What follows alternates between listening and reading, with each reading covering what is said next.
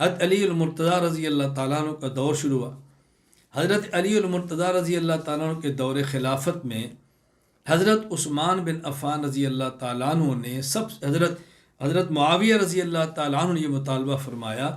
ہمیں حضرت علی کی خلافت سے اختلاف نہیں ہے،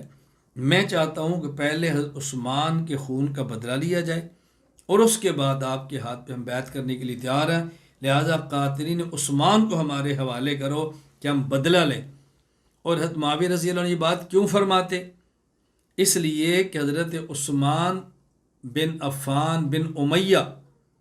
اور حضرت معاویہ رضی اللہ تعالیٰ عنہ بن ابو سفیان بن حرب بن امیہ، یہ دونوں امیہ کے خاندان سے ہیں، رشتہ داری ہے۔ حضرت معاویہ فرماتے ہو میرے چچا کے بیٹے ہیں، مجھے حق ہے میں ان کے خون کا مطالبہ کروں، لہٰذا میں ان کے خون کا مطالبہ کرتا ہوں۔ حضرت میر معاویہ رضی اللہ تعالیٰ عنہ حضرت علی رضی اللہ تعالیٰ عنہ کے دور میں خود کو امیر المومنین نہیں کہلواتے، خود کو خلیفۃ المسلمین نہیں کہلواتے، علی کے مقابلے میں اپنی بیعت نہیں لے رہے، بلکہ فرماتا ہے کہ میں بیعت اس وقت کروں گا کہ جب عثمان کے خون کا بدلہ لوں، ہمارے حوالے قاتل عثمان کرو تاکہ میں ان کے خون کا بدلہ لوں۔ جہاں تک حضرت علی رضی اللہ تعالیٰ عنہ کے بارے میں حضرت معاویہ کی رائے ہے وہ سماعت فرمائیں۔ حضرت معاویہ فرمایا کرتے تھے کہ علی مجھ سے افضل ہیں، اس میں کوئی شک نہیں ہے۔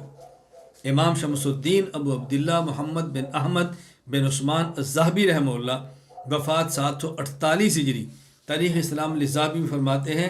قال ابو مسلم الخولانی و جماعت لمعاویہ رضی اللہ عنہ،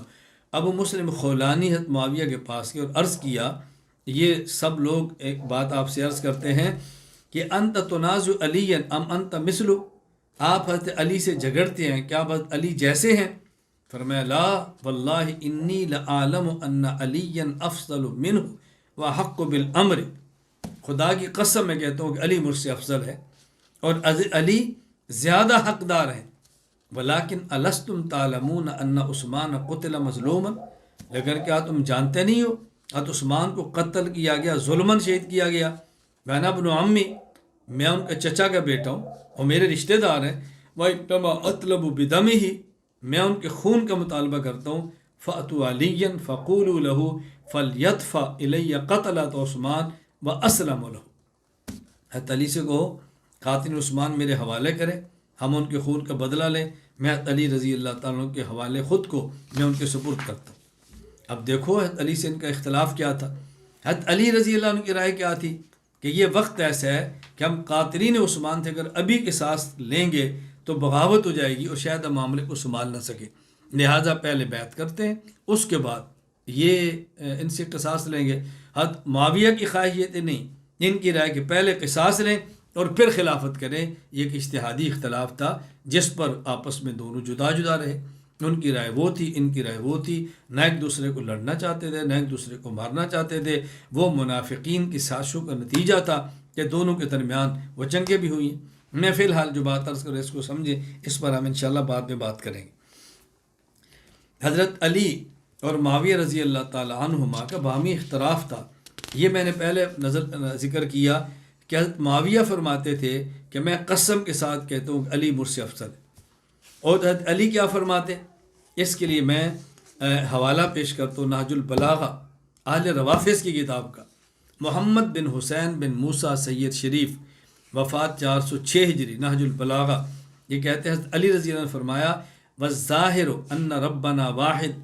ونبینا واحد ودعوتنا فی الاسلام واحدہ، حضرت علی فرماتے ہمارا رب بھی ایک ہے، ہمارا نبی بھی ایک ہے، ہماری اسلام کی طرح دعوت بھی ایک ہے، لا نستزید فی الایمان باللہ والتصدیق برسولی صلی اللہ علیہ وسلم وآلہ ولا یستزیدوننا، نہ میں ایمان میں خود کو معاویہ سے بڑھ کر سمجھتا ہوں، نہ ان کو ایمان میں اپنے سے آگے سمجھتا ہوں، الامر واحد الا ما اختلفنا فیہ من دم عثمان ونحن منہ براء، ہم عثمان کے خون سے بری ہیں اور ہمارا اختلاف عثمان کے خون پر ہے کہ وہ کہتے ہیں پہلے قصاص لو، میں کہتا ہوں پہلے بیعت کریں، بس یہ اختلاف ہے ہمارا۔ حضرت امام عماد الدین، حضرت حافظ عماد الدین ابو الفدا اسماعیل بن خطیب عمر ابن کثیر دمشقی رحمہ اللہ، وفات 774 ہجری، آپ کے معروف ہے، حضرت معاویہ رضی اللہ تعالیٰ عنہ کو روم کے عیسائی بادشاہ نے کہا تھا کہ اگر تم مجھے کہو میں تمہارا ساتھ دیتا ہوں علی کا مقابلہ کرو، جب یہ بات سنی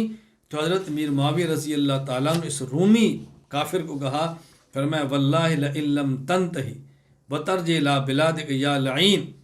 اے لعنتی اگر تو واپس نہ گیا، اس ارادے سے باز نہ آیا، لأسترحن انا وابن عمی علیک ولأخرجنک من جمیع بلادک ولأضیقن علیک الارض بما رحبت فعند ذلک خاف ملک رومن کفا۔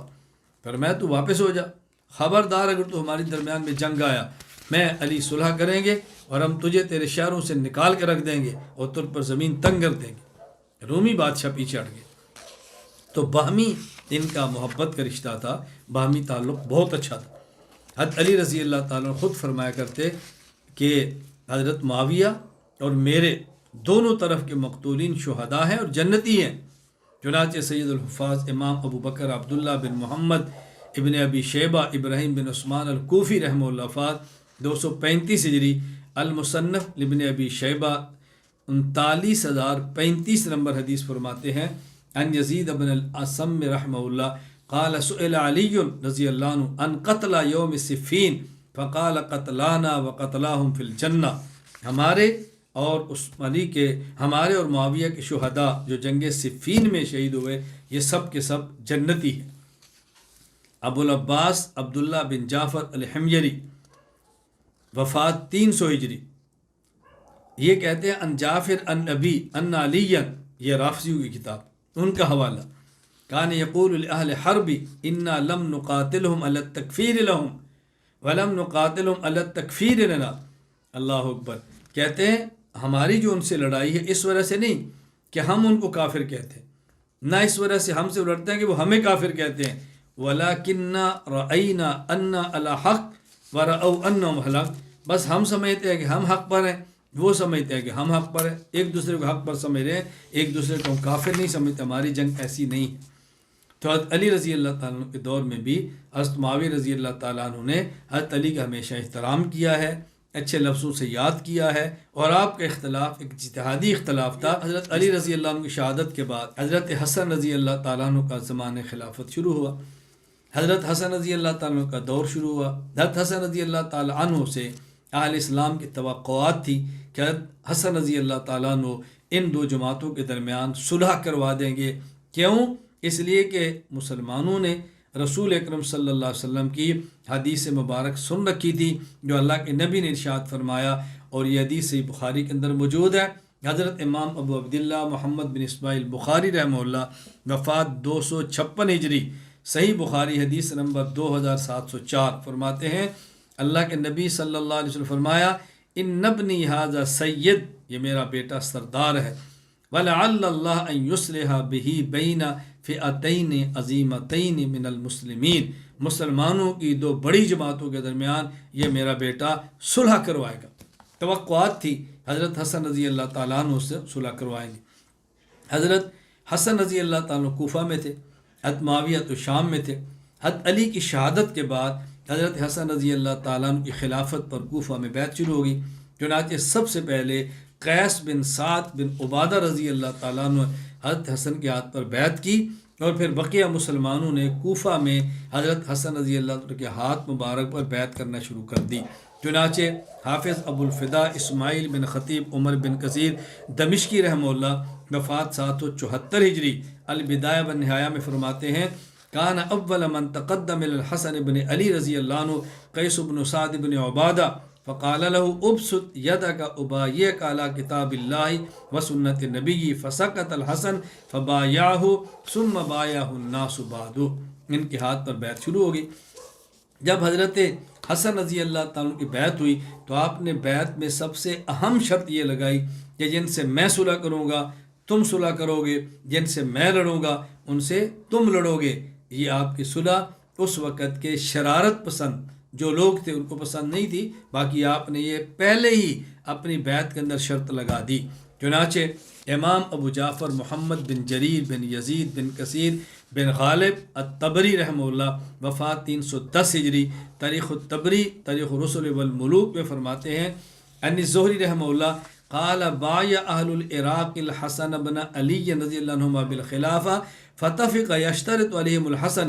انکم سامعون مطیعون تسالمون من سالمت و تحاربون من حاربت، جن سے میں صلح کروں گا تم کرو گے، جن سے میں لڑوں گا تم لڑو گے۔ فرتاب اہل العراق فی امر حین اشترط تعلیم هذا الشرط وقالوا ما هذا لكم بصاحب وما يريد هذا القتال، جو اس وقت شرارتی مزاج کے لوگ تھے اس وقت ہی کہا کہ ان کی بیعت نقصان دہ ہے، یہ شرطیں جو لگا رہے ہیں یہ مناسب نہیں ہے، یعنی وہ سمجھتے تھے کہ لڑائی چلتی رہے۔ حضرت حسن رضی اللہ تعالیٰ عنہ کو جب کوفہ میں خلیفہ بنایا گیا، آپ کے ہاتھ میں مسلمان نے بیعت کر لی۔ حضرت حسن رضی اللہ تعالیٰ عنہ کو خلیفہ بننے کے بعد